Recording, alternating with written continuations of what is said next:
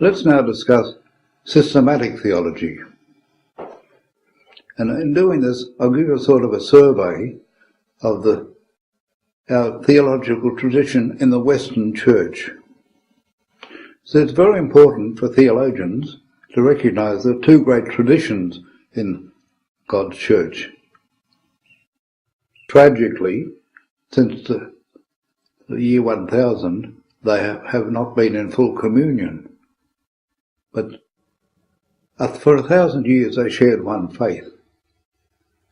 And it's important for us in the West to recognize that the great dogmas of our faith were clarified in the Eastern Church.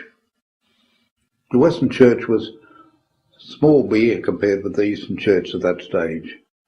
The emperor had moved the capital of the empire from Rome to Constantinople, and there the whole centre of cultural and civil life was to be found.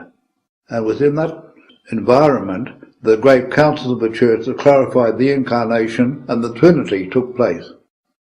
And the great writers of the church were predominantly people of the Eastern Church. In the Western Church, we have a spirit of the Roman genius. The Romans were engineers, they were practical people, they were pragmatic people, whereas the Eastern people were philosophers and artists, and their culture was far richer than that of the Latin Church. In that Latin Church, after the collapse of the Roman Empire, the centres moved to the east, and now the empire withered, and barbarians began to invade the empire. The Western Church passed through a difficult period of centuries of chaos. Against all human expectation, the Church triumphed. And those barbarians were converted, and that gave us our Western civilization. But the spirit of faith in the Western Church was very pragmatic, very practical, to do with church unity and division in the church and discipline and those sort of things. For many centuries, the figure who dominated the Western Church and left his mark on a whole Western theology was St. Augustine. He was born in the 4th century, died in the 5th century. He dies as the Vandal barbarians were at the gates of his city in North Africa and about to invade it and sack it. Now, Augustine was a genius, an inspired teacher who gathered together the Christian message in a way that enriched the Western Church in the bleak centuries that lay ahead of them, and influenced the thought and the ideals of the Western Church.